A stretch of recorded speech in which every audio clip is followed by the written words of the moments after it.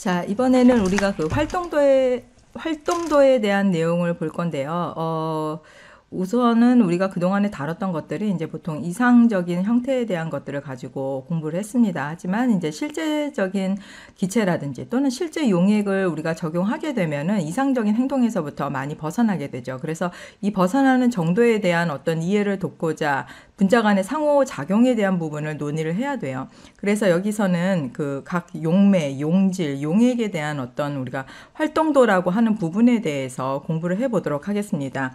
일단 실제 용액에서 이상 용액하고는 달리 그 화학적인 어떤 분자 간의 상호작용을 우리가 봐야 되겠죠. 그런데 여기에서 다 같이 적용될 수 있는 것이 이제 화학 포텐셜에 해당이 되는 부분입니다. 예를 들어서 화학 포텐셜에 해당이 되는 것으로서 화학 포텐셜은 스타 플러스 RT의 ln PA 스타 PA에서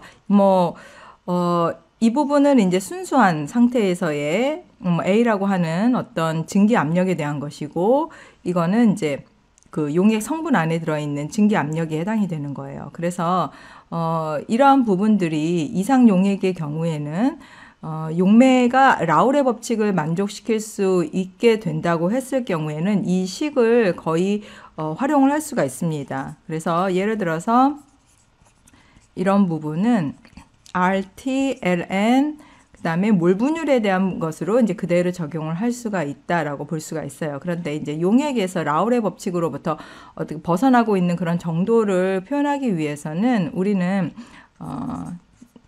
식을 거의 유사하긴 하지만 이제 약간 다른 차이가 있죠. RT, LN 하고 요렇게 표현합니다. 그래서 이 부분이 바로 우리가 그 활동도다라고 이제 표현을 하는 거예요. 그래서 이거는 활동도라고 하는 것은 어떤 이제 퓨가시티에 해당이 되는 일종의 압력, 유효 압력이라고 생각하는 것과 같은 어떤 유효 몰 분율에 해당이 된다라고 볼 수가 있습니다. 그래서 이 활동도에 대한 그 정의라고 하는 것은 PA 어떤 A라고 하는 물질에서 그 순수한 용매 분해 그 다음에 PA 압력에 해당이 되는 부분, 즉 용매의 활동도에 해당이 되는 부분을 이와 같은 식으로 이제 표현을 할 수가 있습니다.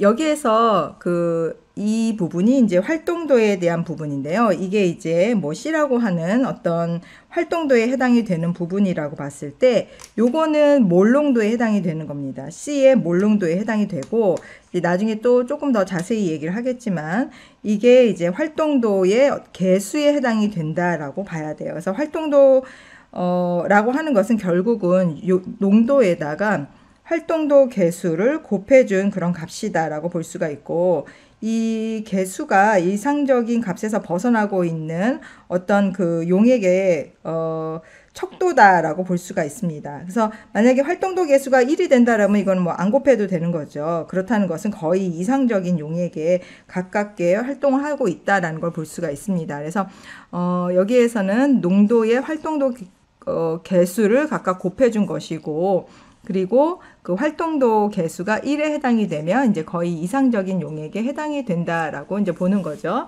그래서 이 경우에 우리가 순산 용매, 즉 용질의 농도에 해당이 되는 부분이 0으로 이제 수렴한다라고 봤을 경우에 모든 용매는 라울의 법칙을 잘 만족하는 그런 경우가 되기 때문에 용매의 용질의 농도가 0으로 접근한다라는 얘기입니다. 그래서 이 경우에는 용매의 활동도에 해당이 되는 부분으로서 이게 이제 1에 수렴이 된다라는 얘기죠. 그 부분을 이렇게 표현을 한 겁니다. 그래서 이 활동도에 해당이 되는 부분, 얘가 1로 간다. 이런 경우에 거의 몰 분율과 같게 나타나는 그런 경우를 볼 수가 있습니다. 그래서 실제 기체 같은 경우에도 이러한 활동도 개수에 해당이 되는 부분을 도입을 해서 용매의 활동도 계수에 해당이 되는 부분으로서 이제 이와 같이 정의를 내려줄 수가 있다라는 거죠. 그러면 이 용매에 대한 어떤 화학적인 포텐셜에 해당이 되는 부분을 우리가 표현하자고 했을 경우에 플러스 RT ln A 플러스 RT RA. 그래서 요게 이제 용매의 화학적 포텐셜에 해당이 되는 그런 값이다. 그래서 이게 만약에 여기에서 1로 간다. 그리고 일기압하에서 이렇게 반응이 된다라고 하면은 순수한 용매 액체 용매의 상태에 해당이 된다라고 이제 우리가 정의를 내릴 수가 있습니다.